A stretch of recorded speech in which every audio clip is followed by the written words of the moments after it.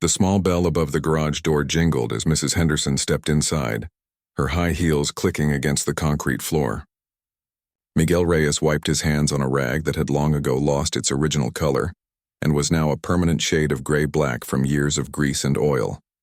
All finished. "Mrs. Henderson," he said with a slight nod, "your Jaguar is purring like it should be." The elegant woman clasped her hands together with delight as she looked at her vintage car. The deep green paint job gleamed under the garage lights, looking better than it had in years. "Oh, Miguel, I don't know how you do it. That engine was making the most dreadful noise, and now—" She opened the driver's side door and leaned in to turn the key. The engine started with a smooth, powerful rumble that made Miguel smile despite himself. There was something deeply satisfying about bringing an old machine back to life. "Just needed some tender, loving care," he said quietly. "These old engines, they're not like the new ones. They have personality. They just need someone who understands them." Mrs. Henderson straightened up and looked at Miguel thoughtfully. He was in his late 40s, with salt and pepper hair cropped short, and eyes that seemed permanently squinted from years of detailed work. His blue work shirt had his name embroidered on a patch, and his hands, though clean enough after washing, would never truly lose the black lines around his fingernails or the calluses built up over decades of working with metal and machines. "You know, Miguel," she said, opening her designer handbag, "I'm hosting the annual charity gala this Saturday at our home." She pulled out a cream-colored envelope and held it out to him. "I'd like you to come." Miguel stared at the envelope as though it might bite him. Social gatherings were not his territory. Engines, tools, the quiet of his garage, these were the things he understood. "That's very kind, Mrs. Henderson, but I won't take no for an answer," she said, pressing the envelope into his reluctant hand. "It's for the Children's Hospital. Everyone in town who's anyone will be there. And after what you did with this car, you're definitely someone in my book." Miguel looked down at the envelope, his discomfort visible. The last party he'd attended had been his own wedding reception 15 years ago. Since Rosa's passing from cancer 3 years back, he'd retreated further into his work, finding comfort in the predictability of machines. "I don't really have the right clothes for something like that," he said, a last attempt at escape. Mrs. Henderson waved her hand dismissively. "Just wear a clean suit, that's all. It doesn't have to be fancy." She slipped into the driver's seat of her Jaguar. "Saturday at 7. The address is on the invitation. Don't be late."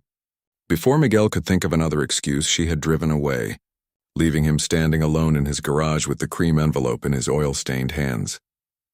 That evening, Miguel sat at his small kitchen table, the invitation propped up against the salt shaker.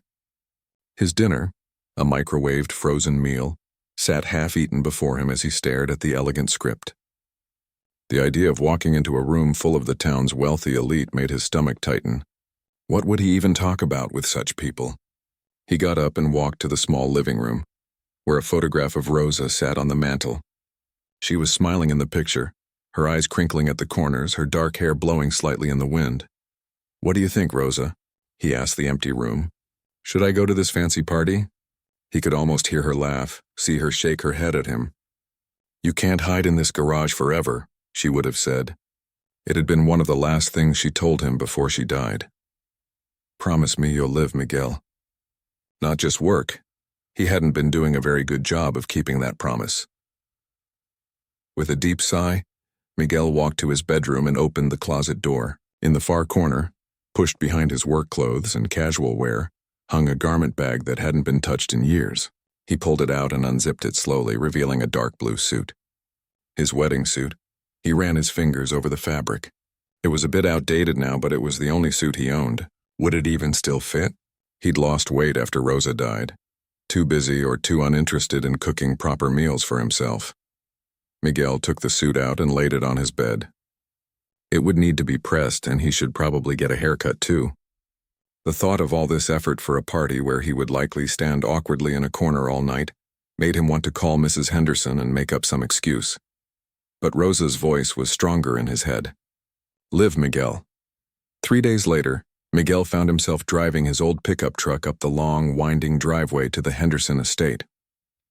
The truck seemed out of place among the BMWs. Mercedes and Audis already parked by the valets. Young men in red vests who looked at his vehicle with barely concealed disdain. "Good evening, sir," one said as Miguel stepped out. His voice professionally polite, but his eyes taking in the dated suit and the truck with a flash of judgment. Miguel handed over his keys and took the claim ticket, feeling every bit the outsider. He'd gotten a haircut the day before, and had spent an hour that afternoon pressing his suit and polishing his one pair of dress shoes. He'd even bought a new tie for the occasion, dark blue with small silver dots after finding his old ones hopelessly out of style at the department store. The Henderson house loomed before him, a massive colonial-style mansion with white columns and windows that glowed golden with light. Music drifted from inside, along with the sound of laughter and conversation. Miguel took a deep breath, feeling the invitation card in his pocket like a talisman. "You can do this," he muttered to himself. Just one night. He walked up the steps to the front door where a man in a black suit checked his invitation and directed him inside. The entrance hall opened up to a grand staircase, and to the right was a large ballroom filled with people in expensive clothes, all holding champagne flutes and talking animatedly. Miguel stood frozen just inside the entrance, overwhelmed. The men wore suits that even his untrained eye could tell cost more than he made in a month. The women were dressed in flowing gowns and dripped with jewelry that caught the light from the chandeliers overhead. "Miguel, you came." Mrs. Henderson's voice cut through his panic as she appeared before him in a deep red dress, a glass of champagne in her hand. "I'm so pleased you could make it." "Thank you for inviting me," Miguel said, his voice sounding stiff even to his own ears. "Come, let me introduce you to some people," Mrs. Henderson said, taking his arm and guiding him into the crowd. "Everyone, this is Miguel Reyes, the genius who restored my Jaguar. You should have seen what he did with the engine. Absolute magic." Several people turned to look at him, their expressions ranging from polite interest to barely concealed indifference. "The mechanic, how lovely," said a woman with platinum blonde hair and a diamond necklace that must have cost more than Miguel's house. She extended a manicured hand. "Lisa Blackwell. My husband owns Blackwell Development." Miguel shook her hand, noticing how she seemed to barely touch him, as if afraid the grease might still be on his skin despite his thorough scrubbing before coming. "Nice to meet you," he said. "And what garage do you work at, Mr. Reyes?" asked a tall man in a perfectly tailored gray suit. "It's my own shop," Miguel answered. "Reyes Auto Repair on Maple Street." "Oh, that little place?" the man said with a slight laugh. "I drive by it sometimes on my way to the golf club." "Quaint little operation you've got there." Miguel felt his cheeks warm. He was proud of his garage. He'd built it from nothing, starting with just a toolbox and a rented bay 20 years ago. "It serves the community well enough," he said simply. Mrs. Henderson, perhaps sensing his discomfort, steered the conversation elsewhere, talking about the charity they were supporting that night. Miguel tried to listen, but he couldn't help noticing how people's eyes seemed to slide past him, dismissing him as unimportant once they learned what he did for a living. A waiter passed with a tray of champagne, and Miguel took a glass, grateful to have something to do with his hands. He took a sip and winced slightly at the dry, bubbly taste. He was more of a beer man himself. As Mrs. Henderson was pulled away by another guest, Miguel found himself standing alone at the edge of the crowd. He took the moment to look around the ballroom, admiring the craftsmanship of the ornate ceiling and the polished wood floors. At least the building gave him something to appreciate even if the company didn't. "First time at the Henderson Gala?" asked a voice beside him. Miguel turned to find an older man with white hair and kind eyes watching him with an amused expression. "Is it that obvious?" Miguel asked with a small smile. The man laughed. "Only to another outsider. I'm Dr. Chen. I run the pediatric ward at the hospital this event is supporting." "Miguel Reyes," he replied, shaking the doctor's hand. "I fix cars." For the first time that evening, Miguel felt himself relax a little. Maybe the night wouldn't be a complete disaster after all. Miguel's conversation with Dr. Chen was like finding an oasis in a desert.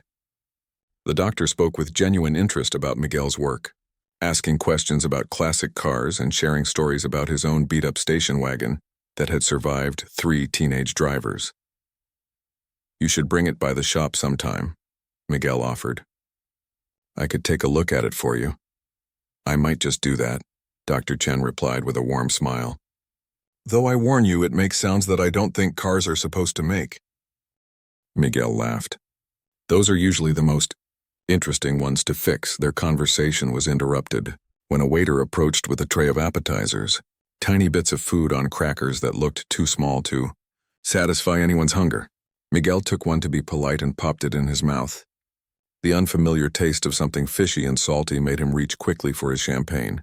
Dr. Chen chuckled. Not a fan of caviar? Is that what that was? Miguel asked, trying not to make a face. I think I'll stick to burgers. A man after my own heart, Dr. Chen said. Between you and me, I usually stop for a proper meal after these events. Before Miguel could respond, Mrs. Henderson reappeared, this time with a group of people she seemed eager to introduce. Dr. Chen gave Miguel a sympathetic nod before slipping away, leaving him once again at the mercy of his hostess's social circuit.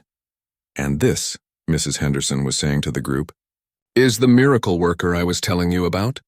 Miguel, these are some of our biggest donors. This is Richard Taylor. He owns Taylor Financial Group. A man with silver hair and a red face shook Miguel's hand with a grip that felt like it was trying to prove something. A mechanic, eh? Taylor said, looking Miguel up and down. Good to see the working class represented at these things. Adds a bit of color. Miguel felt his jaw tighten but forced a polite smile. Thank you for supporting the Children's Hospital, he said instead of what he was thinking. Oh, we all do our part, said a woman in a black dress with diamonds sparkling at her throat and ears. Some with money, some with other skills. The way she said other skills made it clear she considered Miguel's contribution far less valuable than her financial donations. Speaking of skills, Taylor said, swirling his drink, I've been having trouble with my Porsche. Makes this rattling noise when I accelerate past 80. Maybe you could take a look at it sometime. I'd be happy to, Miguel replied. Excellent. I'll have my assistant call your shop. The pause before the word shop was subtle but unmistakable. What was it called again? Reyes something? Reyes Auto Repair, Miguel said, feeling increasingly like he was being toyed with. Right. On Maple Street in the less developed part of town. The group laughed as if Taylor had said something clever instead of insulting where Miguel worked. Miguel felt heat rising up his neck but kept his expression neutral. He'd dealt with difficult customers before. This was no different, he told himself. Mrs. Henderson, oblivious to the undercurrent, beamed proudly. Miguel can fix anything with an engine. You should see what he did with my Jaguar. Yes, you mentioned that, Taylor said dismissively. Say, Henderson mentioned you're a widower. Must be tough running a business all alone. The abrupt change of subject caught Miguel off guard. It's manageable, he said carefully, not wanting to discuss Rosa with these people. No children to help out? Asked the woman in black, her voice dripping with what sounded like pity but felt more like judgment. No, Miguel answered shortly. Well, not everyone is blessed with family, she said with a thin smile. Some of us have dynasties to think about. Miguel took another sip of his champagne, wishing it were something stronger, or that he could simply walk out the door and drive home to his quiet house. As if sensing his discomfort, Taylor clapped him on the shoulder. You know what I always say? A man's worth is measured by what he builds. Some build financial empires, he gestured to himself. And some build, well, mufflers or whatever. The group laughed again, louder this time. Miguel noticed a few people from nearby conversations turning to look at them. I fix engines, Miguel corrected him quietly. I restore classic cars. I don't just replace mufflers. Taylor waved his hand dismissively. Semantics. The point is, we all have our stations in life. Speaking of stations, did you drive here tonight? What do you drive? Let me guess, a truck? The way he said it made it clear he found the idea amusing. Miguel hesitated, then nodded. Yes, a Ford pickup. This earned another round of laughter from the group. Of course you do, Taylor exclaimed, as if Miguel had confirmed some private joke.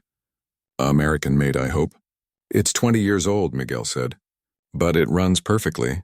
I'm sure it does with your expertise, the woman in black said, her tone suggesting she doubted it very much.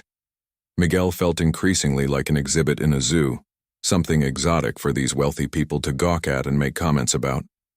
He glanced around, hoping to spot Dr. Chen again, but the doctor was nowhere to be seen. A server approached with another tray of champagne.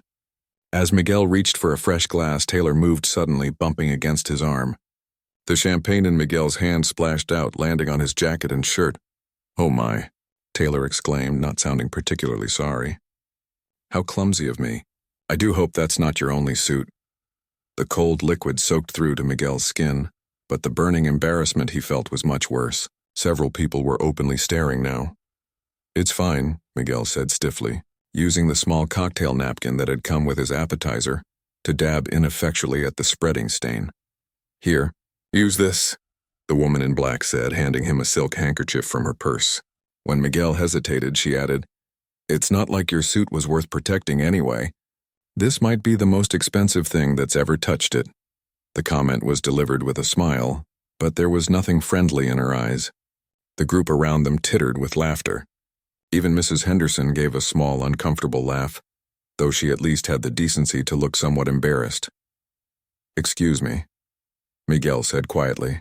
I need to find a restroom. He walked away as steadily as he could, feeling dozens of eyes on his back. The champagne was cold and sticky against his skin, the stain spreading visibly across his chest. He heard Taylor say something else that caused another burst of laughter behind him, but he didn't turn around to see what new humiliation was being shared at his expense. The hallway outside the ballroom was mercifully empty. Miguel spotted a sign for the restrooms and headed that way, his face burning with shame. Once inside, he locked the door behind him and leaned against the sink, finally letting his carefully composed expression fall. The face that looked back at him in the mirror was tired and defeated. What had he been thinking coming to a place like this? These weren't his people. This wasn't his world. He ran cold water and wet some paper towels, doing his best to clean the champagne from his shirt and jacket. The stain wasn't coming out, and the more he scrubbed, the more obvious it became that he was just making it worse. As he worked, he could hear Rosa's voice in his head again. You're worth 10 of them, Miguel. It's what she would have said if she'd been here to see how they treated him. She'd always believed in him more than he believed in himself. When he'd done all he could with the stain, Miguel straightened his tie and took a deep breath. He could either slink out the front door now, confirming what they all thought of him, or he could go back out there with his head held high. Rosa would have wanted him to stand tall. He opened the restroom door and stepped back into the hallway. Instead of returning to the ballroom immediately, he found himself drawn to a pair of French doors that led out to a balcony. The cool night air would be a welcome relief from the stuffiness inside. The balcony overlooked the Hendersons' extensive gardens, lit by small pathway lights that wound through carefully manicured hedges and flower beds. Miguel leaned against the stone railing, breathing in the scent of roses and night air, letting the tension drain from his shoulders. For a moment, he allowed himself to imagine what Rosa would say about the gardens, how she would have loved the climbing roses that covered one wall. She had always kept a small garden behind their house, growing vegetables and a few flowers with the same patient care that Miguel showed to engines. I miss you, he whispered to the night sky. I'm trying to live like I promised, but it's hard without you. The stars overhead offered no answer, but the moment of quiet gave Miguel a chance to center himself again. He would go back inside, find Dr. Chen or someone else who seemed decent, make polite conversation for another half hour, and then he could leave with his dignity intact. As he turned to go back inside, he heard raised voices coming from a partially open window nearby. The tone was urgent, panicked. Despite himself, Miguel found his steps slowing as he caught fragments of the conversation. Missing. From the safe, nearly $200,000. The children's hospital donation. Police won't be here for an hour. Miguel froze. Something was very wrong at the Hendersons' perfect charity gala, and it had nothing to do with a champagne stain on a mechanics-only suit. Miguel stood frozen on the balcony, the cool night air suddenly forgotten as he processed what he'd just heard. $200,000 missing from a safe? The children's hospital donation? He moved closer to the partially open window, careful to stay out of sight. Inside was a small study, where Mrs. Henderson stood with her hands pressed to her cheeks. A tall man in a tuxedo, presumably Mr. Henderson, paced back and forth, running his fingers through his thinning hair. A woman in a pantsuit who Miguel didn't recognize was on the phone, speaking in urgent, hushed tones. How could this happen? Mrs. Henderson was saying, her voice tight with stress. The money was counted this afternoon and locked in the safe. Nobody has the combination except you and me. I know, Mr. Henderson replied, his face pale. The safe wasn't forced open.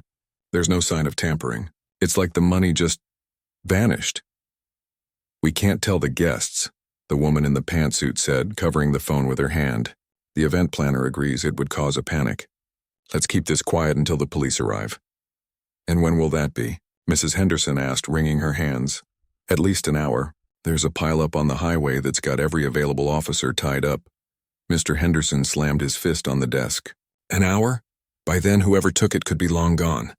Miguel backed away from the window, his mind racing. $200,000 for sick children. Gone. And from what he'd heard, it seemed like an inside job. No forced entry, no signs of a break-in.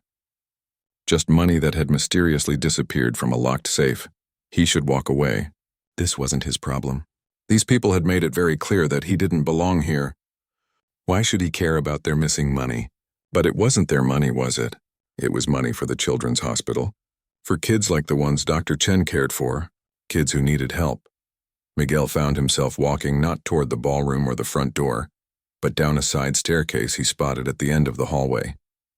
If the safe was in a study or office, it was likely connected to the main living areas of the house, not the part set up for the party. The staircase led to a quieter part of the mansion. Miguel moved carefully, not wanting to be spotted and questioned about why he was wandering around the Hendersons' private home. As he descended, he noticed something odd about the lighting fixtures on the wall. They were antique sconces, beautiful brasswork that had been converted from gas to electric.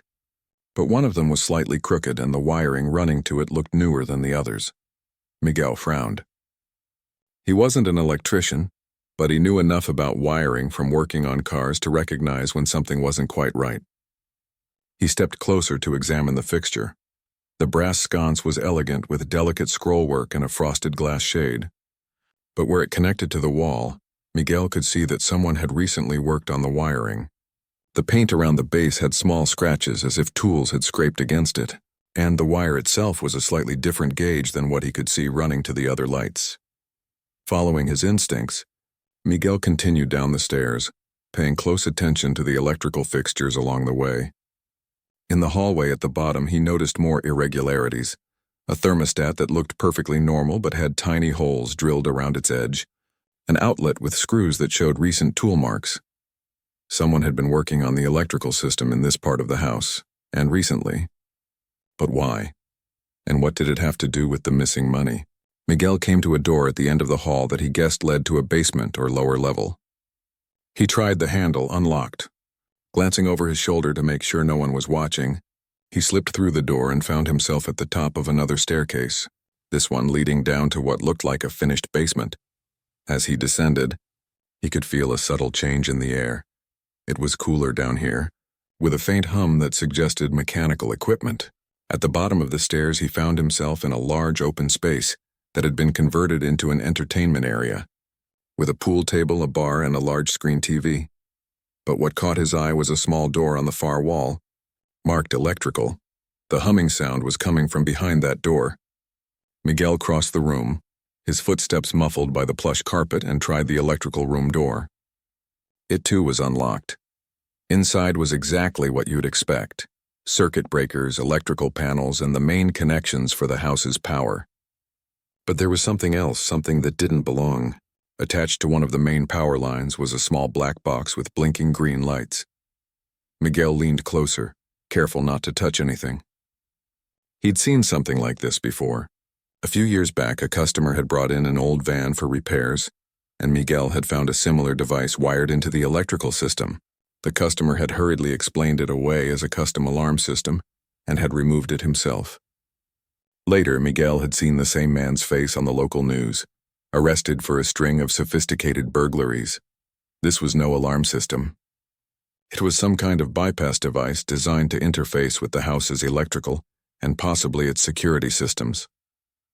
Miguel's heart began to beat faster. He was no detective, but he knew machines, knew how things worked, and he was beginning to piece together what might have happened to the charity money. Someone had installed this device to bypass or manipulate the security system.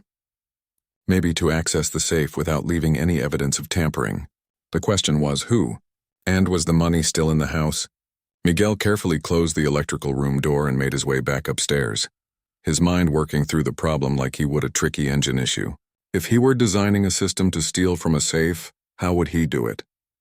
The device downstairs was connected to the main power, which meant it could potentially control any electronic system in the house, including security cameras, alarm systems, or even electronic locks. But to get the money out, you'd need physical access at some point. You'd need a hiding place, at least temporarily.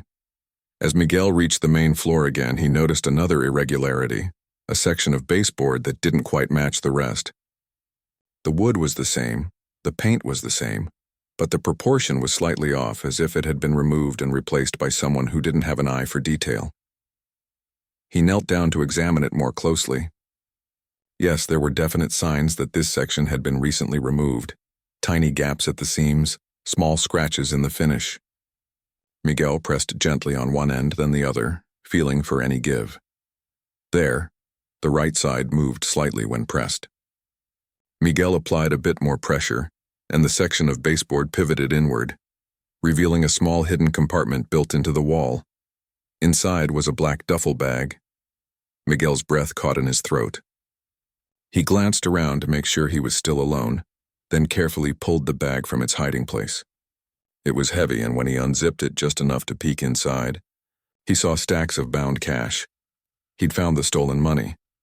Miguel quickly zipped the bag closed and returned it to the compartment, leaving it exactly as he'd found it. His mind was racing now. He needed to tell someone, the Hendersons, or better yet, Dr. Chen. But he also needed to be careful. Whoever had stolen this money and hidden it here was clever and technically skilled. And they were almost certainly still at the party, waiting for the right moment to retrieve their loot. As Miguel stood up, he heard footsteps coming down the hall. He quickly moved away from the hidden compartment, pretending to be examining a painting on the wall as a server rounded the corner.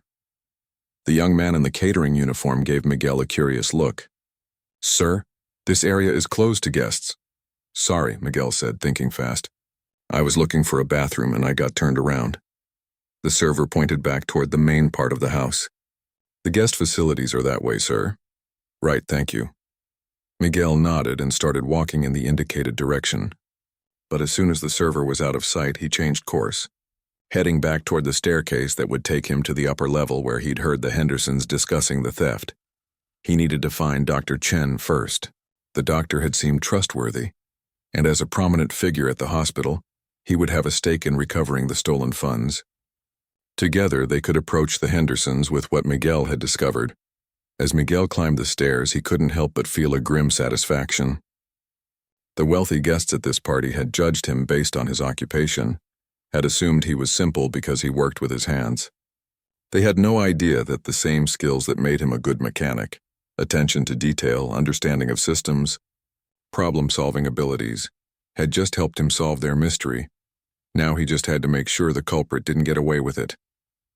And maybe, just maybe, he'd get to see the look on Taylor's face when the mere mechanic turned out to be the hero of the evening.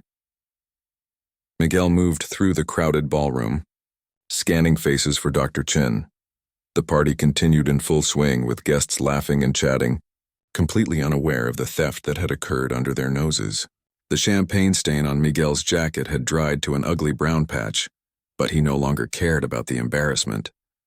Finding Dr. Chen and recovering the stolen money was all that mattered now. He finally spotted the doctor near a large ice sculpture of a dolphin, deep in conversation with an elderly couple. Miguel approached and waited for a pause in their talk. "Dr. Chen, I'm sorry to interrupt," Miguel said quietly. "Could I speak with you privately? It's important." The doctor must have noticed the urgency in Miguel's eyes because he immediately excused himself from the couple. "Of course. Is everything all right?" Miguel led Dr. Chen to a quiet corner of the room. "The charity money is missing," he whispered. $200,000 stolen from the Hendersons' safe. I overheard them talking about it. Dr. Chen's face paled. "Missing? Are you sure?" "Yes, and I think I've found it," Miguel continued. "Someone has installed some kind of electronic device in the basement electrical room. I think they used it to bypass the safe's security. The money is hidden in a compartment in the wall downstairs." Dr. Chen stared at him for a long moment. "How did you figure all this out?" "I notice when things don't look right," Miguel explained with a small shrug. "Wires that don't match. Fixtures that have been tampered with. It's not so different from spotting what's wrong with an engine. Have you told the Hendersons? Miguel shook his head. Not yet. I wanted to find you first. The police won't be here for a while because of some accident on the highway. We need to do something before whoever did this comes back for the money. Dr. Chen nodded thoughtfully. You're right. Let's go find the Hendersons, but let's be discreet. We don't want to tip off the thief. Together they made their way out of the ballroom trying to appear casual. They found Mrs. Henderson in the hallway, speaking in hushed tones with the event planner. She looked up in surprise when Dr. Chen gently touched her arm.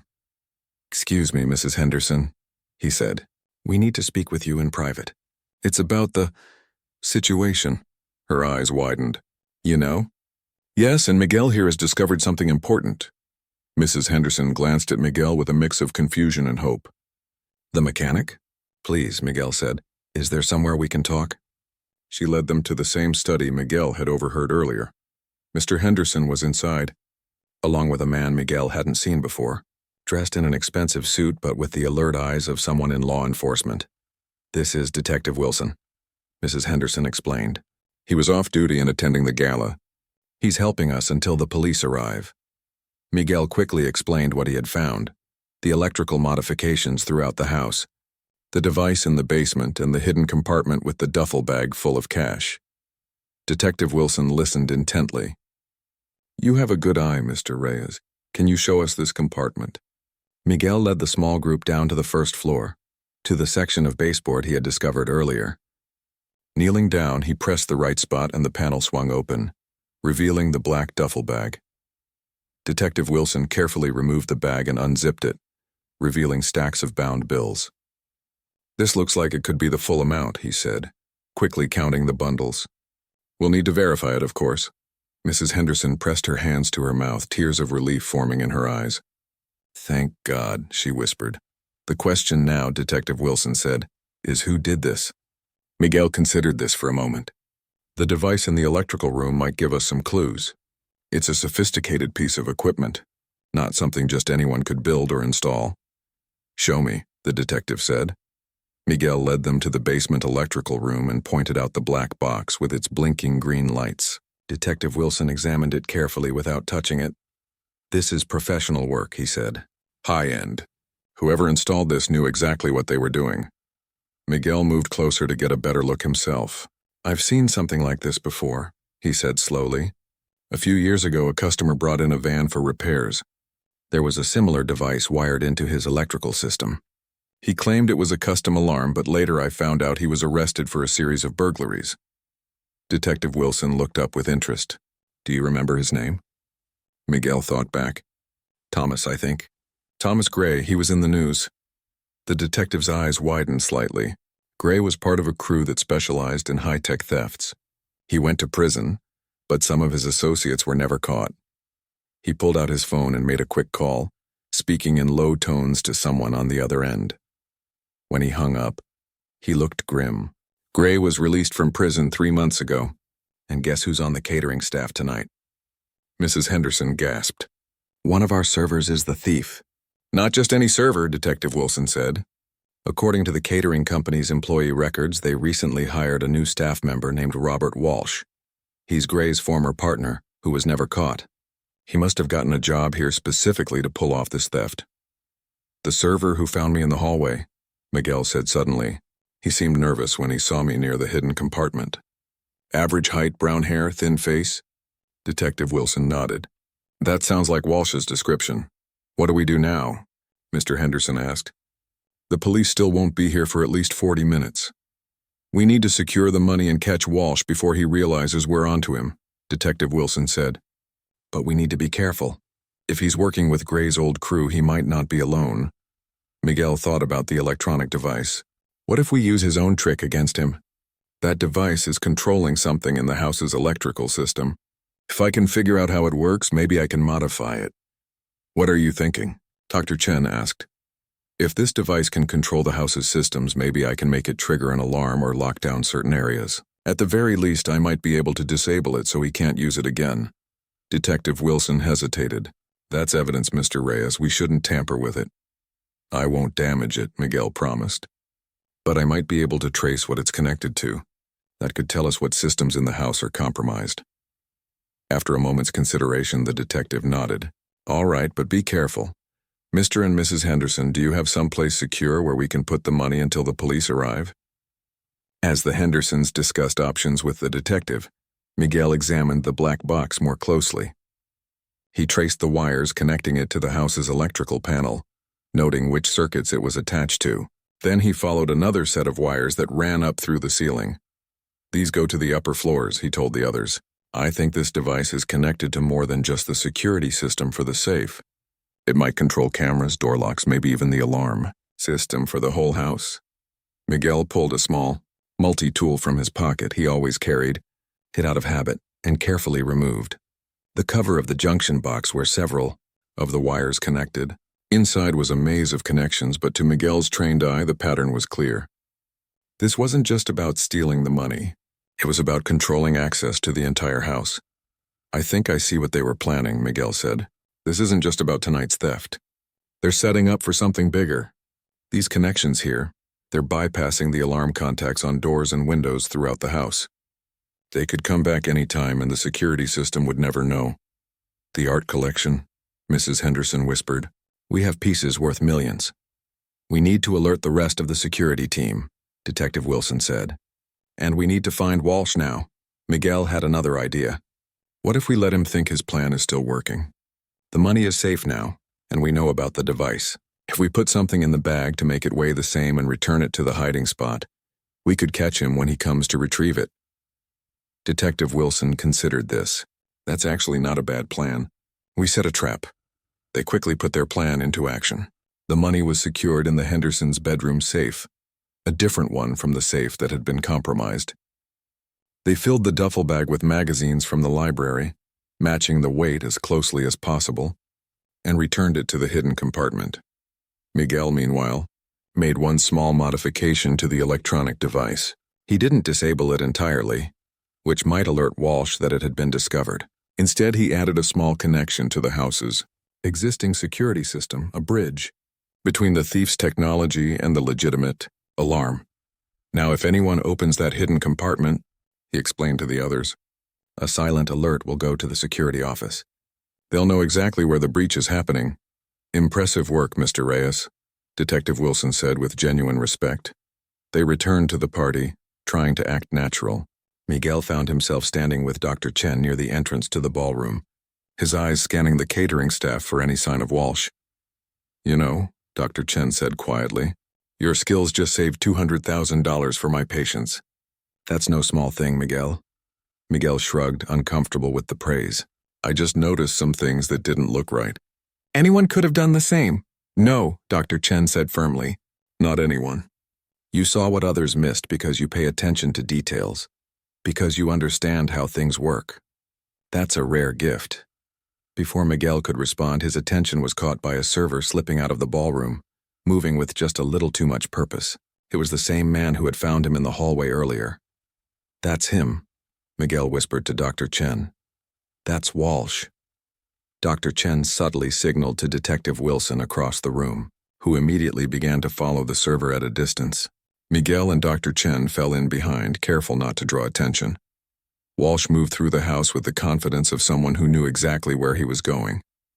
He made his way down to the first-floor hallway, checking over his shoulder several times but never noticing his followers, who ducked into doorways or pretended to be deep in conversation whenever he looked back.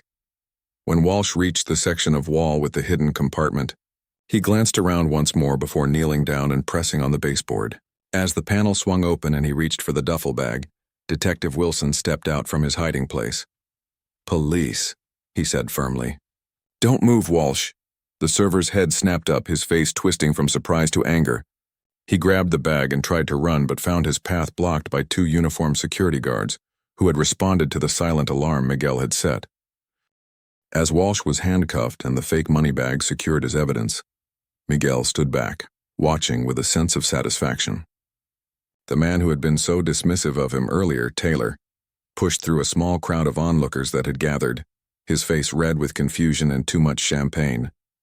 What's going on here? He demanded. Who is that man? Why is he being arrested? Detective Wilson looked up from reading Walsh's rights. This man attempted to steal the charity funds for the children's hospital. Thanks to Mr. Reyes here, both the money and the thief have been secured. Taylor's mouth fell open as he turned to look at Miguel. For once, the wealthy financier seemed completely at a loss for words. Miguel just gave him a small nod and a half smile. He didn't need to say anything. The look on Taylor's face was more than enough. By the time the police cars arrived, lights flashing silently in the circular driveway, the story of what had happened had spread through the party like wildfire. Guests gathered in small clusters, whispering behind their hands and casting curious glances at Miguel. The man who had been just the mechanic an hour ago was now the center of attention. Mrs. Henderson had insisted that Miguel join her and her husband as they spoke with the police officers who took Walsh away. Detective Wilson made sure the officers understood Miguel's crucial role in discovering both the stolen money and the thief. If not for Mr. Reyes here, Detective Wilson explained to the lead officer, we might never have recovered the funds. His knowledge of electrical systems and his attention to detail were instrumental in solving this case. The officer nodded respectfully to Miguel. Good work, sir. We'll need a full statement from you, but it can wait until tomorrow if you prefer. Tomorrow is fine, Miguel agreed, feeling slightly overwhelmed by all the attention. As the police led Walsh to a waiting patrol car, Miguel caught a glimpse of the thief's face. There was anger there, but also a flicker of something like respect, one professional recognizing the skills of another. Despite being on opposite sides of the law, when they returned to the ballroom, a spontaneous round of applause broke out. Miguel stopped in his tracks, surprised by the reaction. Dr. Chen patted him on the shoulder encouragingly. Ladies and gentlemen, Mrs. Henderson announced, raising her voice to be heard over the clapping, I want to personally thank Miguel Reyes for his quick thinking and bravery tonight. Thanks to him, the donation for the children's hospital has been recovered. Miguel felt his face growing warm as all eyes turned to him. He wasn't used to being the center of attention, much less being celebrated by a room full of wealthy strangers, who had looked right through him earlier in the evening. It was nothing, he said quietly to Dr. Chen. I just noticed some things that didn't look right. It most certainly was not nothing. Mrs. Henderson contradicted, having overheard him. You saved this event from disaster. I don't know how we can ever thank you enough. Before Miguel could respond, Taylor pushed his way forward through the crowd. The banker's face was a complex mix of emotions, embarrassment, discomfort, and something that might have been grudging admiration. Well, Taylor said, clearing his throat awkwardly, it seems I owe you an apology, Reyes. I made some unfortunate comments earlier. It appears I underestimated you. Miguel looked at the man who had humiliated him just hours ago. It would be easy to reject the apology, to make Taylor feel as small as he had made Miguel feel, but that wasn't who Miguel was. We all have different skills, Miguel said simply. Mine just happened to be useful tonight. Taylor blinked, clearly surprised by the gracious response.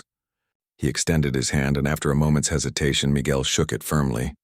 The moment was interrupted by a soft cry from across the room. An elderly woman had collapsed into a chair, her face pale. Dr. Chen immediately moved to her side, kneeling to check her pulse.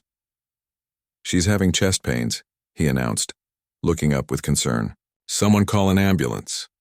As phones came out and people backed away to give the woman space, Miguel found himself moving forward rather than back.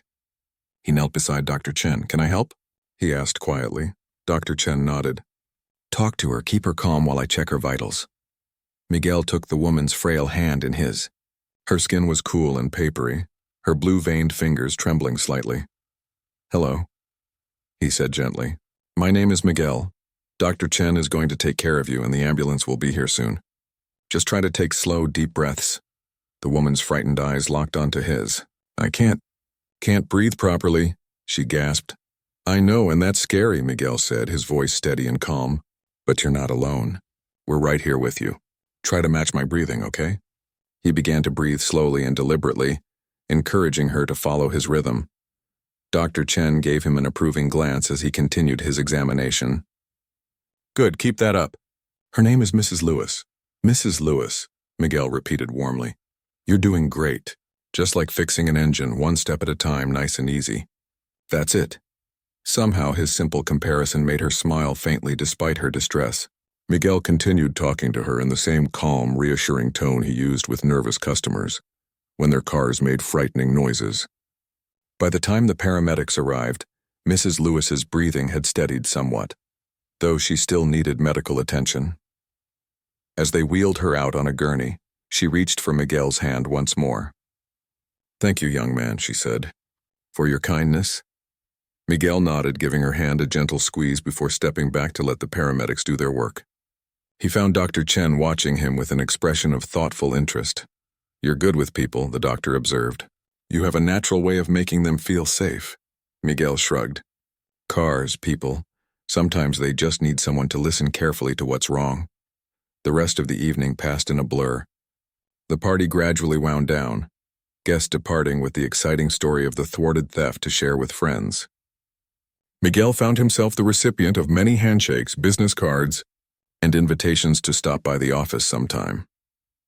The same people who had barely acknowledged him earlier now seemed eager to claim some connection to the night's hero. As the crowd thinned, Miguel found himself standing with Dr. Chen near the grand staircase.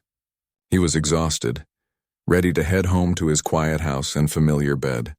"Tonight didn't turn out at all like I expected," he admitted to the doctor. Dr. Chen chuckled. "I imagine not.